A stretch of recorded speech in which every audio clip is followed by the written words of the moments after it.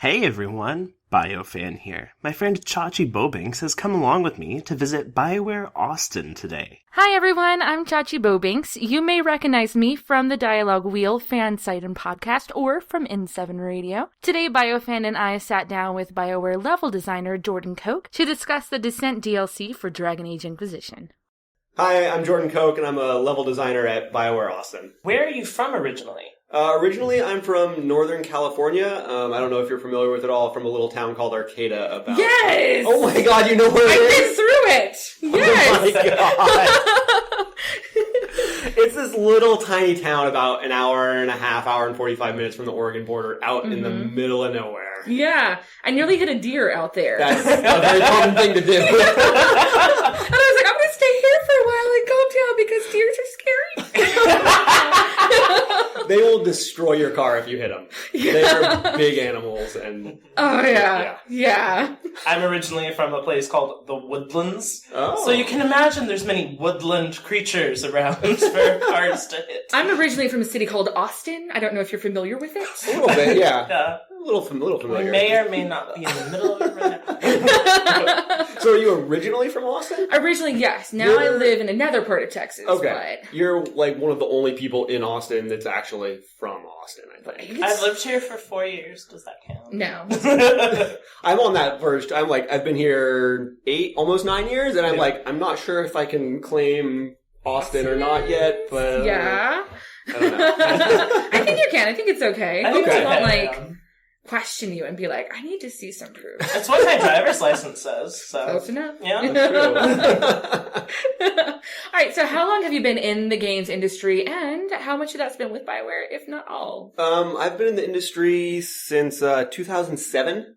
So what's that, 8 years? And I've been with BioWare for 7 of those 8 years. Yeah. Wow. Yeah. I started off at a company called Aspire in quality assurance and QA, and came over here to do QA as well, and then worked up into design. Very nice. Awesome. What do you do at BioWare, and what also did you create for the Descent DLC? I touched pretty much everything in the Descent. Every rock. Yeah. Which there was a lot of. I did the main quest scripting and the flow, so anytime the quest would update or advance or you have a conversation, I did all that scripting. I did some of the exploration stuff in level 3 in the Ruined Tig, all the side path exploration areas where you would jump around and find the little camps, and a lot of the gears were placed on a lot of those areas for the gear doors. Mm-hmm. I did a lot of work on level 4, the dark area with the Sharbatrol eyes watching you and following you. You're the one we think for that. Yeah. Okay. Yep, that was me. I was like, I don't think they're going to jump out at me, but I'm just going to inch forward. Iron Bull, you go in front. Yeah, did a lot of that stuff. So no cheese wheels, though? I did not do any cheese wheels. Okay. Oh, okay. Well, interview over. No. We're good here. We're done. Get us a cheese wheel. No. Those cheese wheels, though. I'm telling you. All right, what got you into level designing specifically? We know it was a transition, but when were you like, this is what I have to do? In QA, while I was in QA, I was testing a lot of the internal tools on Tor, and I became familiar with those, and I was slowly just learning them, and when I got into design, that's a lot of the stuff I was doing, and it just kind of there was never a moment when I was like, I'm a level designer. Yes, it just kind of it came throughout all the tasks that we had to do. There was a little bit of design stuff in all of them, from all aspects of design level and systems and stuff like that. And it just kind of, once the Descent was needed, they needed a lot more help with the level design stuff. So I worked and helped them out. Yeah, so you had the skill set and yeah. There you go. Yep. That's cool. What was the hardest level to make and why? And also, which was your favorite area of the DLC and why? The hardest level to make was probably level 4. It was very dark. And it started out a lot bigger than it ended up being, and we went through a lot of iteration process with the layout of the level, with how dark it was, because we'd find that we were getting lost, even though we knew our way through. We would run around, and it was just so dark that we couldn't see it. So we went through a lot of iterations on how dark it is, how how light is too light, which ruins the experience of what we're supposed to be getting across in this area, versus how massive and expansive do we want it to be, and how long it should take. Again, because it's so dark that it feels a little longer when you're in it than it actually is. And then if there was ever any dead end, we had some dead ends in there for a little while. If there was ever any dead end, you could just get totally lost and confused and turned around and end up walking backwards. And so it just went through a lot of iterations about how dark and how visible and how many twists and turns there were in it. And then it took a while to get the eyes right. Yeah. So glad you did.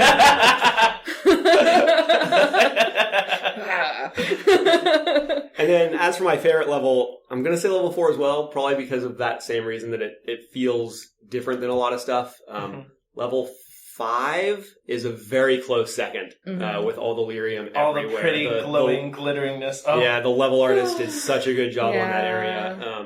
It's just so beautiful and gorgeous and different again. It's amazing. All right, so I do this a lot. Sorry. This is like my favorite question ever.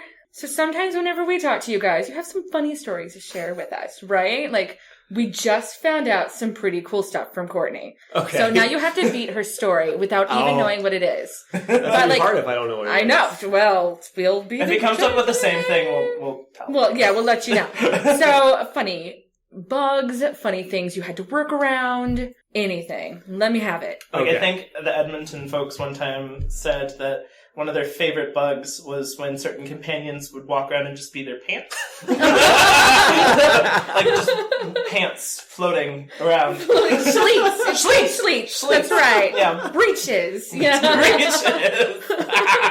Exactly. So there you go. Yeah. There was a while when the Krital, they didn't have any self-awareness of their environment. So, you'd be in level 5 or something like that, and they'd charge at you and jump at you, and you just kind of like step to the side, and they would go, whoa!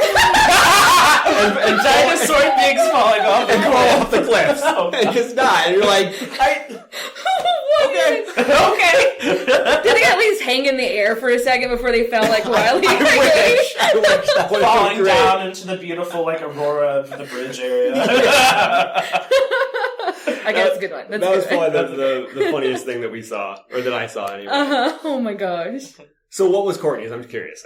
It was, you know how before the voice actors come in and do their lines, they have like that robot voice? Yeah. She said her favorite was Iron Bull going down the elevator and being like, I hope my horns don't like catch on anything in robot voice. In robot voice, yeah. I hope my horns don't catch on anything. Oh, okay. So, one of the things that happened also before the VO happened is we put in a bunch of barks. A bunch of like little one-line, we call them barks. They're just like little... You see, I'm imagining like Tabari. Like, they're just temporary one-line like things. Like,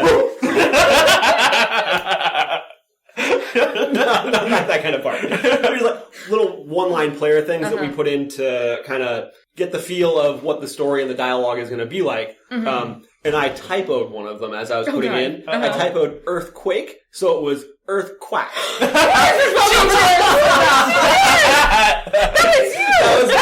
That was my typo.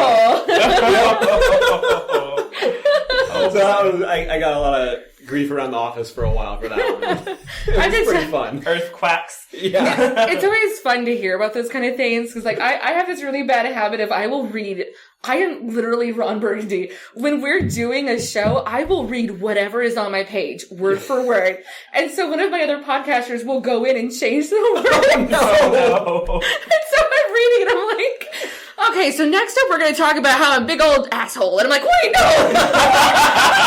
Like, I can't stop myself. I just read it. So that stuff kills me. It's bad. All right. So when it comes to what you were working on, did you have any kind of sources of inspiration behind like the Deep Roads environments? Like I love when people pull stuff in from the outside, like the trash cans on Mass Effect, for the making the beeper sound. Yeah. So what do you... Or especially the Wellspring area, because that was pretty interesting over there. So I talked to the artists a bit about their inspiration for the Wellspring area before coming in to do this interview, and they said they got a lot of their inspiration from Hollow Earth theory, I guess, where the Earth is hollow and there's a sun inside of it. Oh! It's like an ancient theory and stuff. And then they also drew a lot of inspiration from the Yellow Mountains in China. I don't know if you're familiar with those. They're these big spires and peaks in the mountains, and they've got like pathways and roads built onto them. And they took the Yellow Mountains and they inverted it so it was upside down, so they're like stalactites. Wow. Yeah, stalactites hanging down, and that's where they got the idea to build all of the bridges across and all the huts built into there is from those images. And then they combined the two theories, the hollow Earth with the gorgeous environment. Wow. And it was also kind of like we wanted to show something else. You'd been in the dark, the deep roads for a long time, and it had been very oppressive, right? You're encased in rock the whole time, and then we wanted a big reveal for something different and something really amazing when you come out into the final level, and it's big and bright and beautiful, and there's plants everywhere. And, Yeah. A subterranean ecosystem. Well, yeah, and that really plays into what a lot of people had thought is that there had to be some reason why the dwarves would be in those areas in the first place. So it can't be because they really love living in narrow tunnels. So I really liked how that, gave us that part of it. Why they would even want to go down there. So this is not our first time down to the deep roads in the Dragon Age series. How did the previous games influence the design of the Descent? Well, we knew we wanted to be a little different from them, but still get the feel of the deep roads. And they're this vast network of tunnels, and they're just supposed to cover the entire underside of Thetis, right? Like they go everywhere. And so we really wanted to capture that massive feeling, but still deep and open at the same time, because Dragon Age Inquisition is a very open world game, and so we needed to somehow capture that open world feeling while inside of tunnels. Essentially, you know what I mean? That's quite the challenge. And I think we did a really good job of that with exploration paths throughout the scene, big open areas where you can see the entire where you're going and where you've come from, and Yeah. So have you played previous games? I don't know how much of a BioWare game player you are. I have. So, okay. I played Origins. Okay. I did not finish Dragon Age 2, unfortunately. It's okay, we'll forgive you for okay. that. It's fine. Yeah, It's fine. You have to go to timeout after. We'll let that slide. I can put on my dunce hat and sit in the corner. Just don't let Aaron Flynn know. He's in the building. Okay, so then from what you did play, did you have favorite moments? I really liked the Dwarf Noble opening. Yeah. That's a good one. I love that I could tell my second in command guy to talk to all the peasants for me if I wanted to. Handle them. You can do that. That's good. I'm a dwarf enthusiast myself. Yeah. I love dwarves so much. So I didn't play it until after I played everything else, and then I'm like, oh yeah, no, I'm the bad guy or I whatever. played every single one. I'm like everything person. So out of the whole series, and also Inquisition specifically, who is your favorite companion and your favorite romance option? Okay. Tell us a story. I think Dorian is my favorite companion. I almost romanced him. And I don't know, I think his character is great. He's got a lot of good character development, and I don't know. As for my companion in Inquisition, I romanced Josephine. Yay! And I thought that was great. I really enjoyed having a romance that was not a companion that would come with me on missions. Yeah. And that was my first experience with that type of romance, and it was great. It's so cute. Her romance is like the cutest ever. Allegra just nailed that role. Yeah, she did. She did. All right, I think that's actually all the questions that we have. I think, yeah. So thank you so much, Jordan, for course. sitting down and talking with us today. It was great. Yeah, it was good to be here. Thanks for coming in and doing it. Yeah, we are very happy to. Very happy. Anytime. I hope you all enjoyed this interview. Be sure to check out our other BioWare Austin interview about the Descent DLC with writer Courtney Woods by clicking here on the screen or down in the description. For more Dragon Age and BioWare-related videos, be sure to subscribe to my channel by clicking the big blinking subscribe button coming up shortly. You can also find me on my YouTube channel by clicking on the screen right now, this very moment, or by finding the link down in the video description.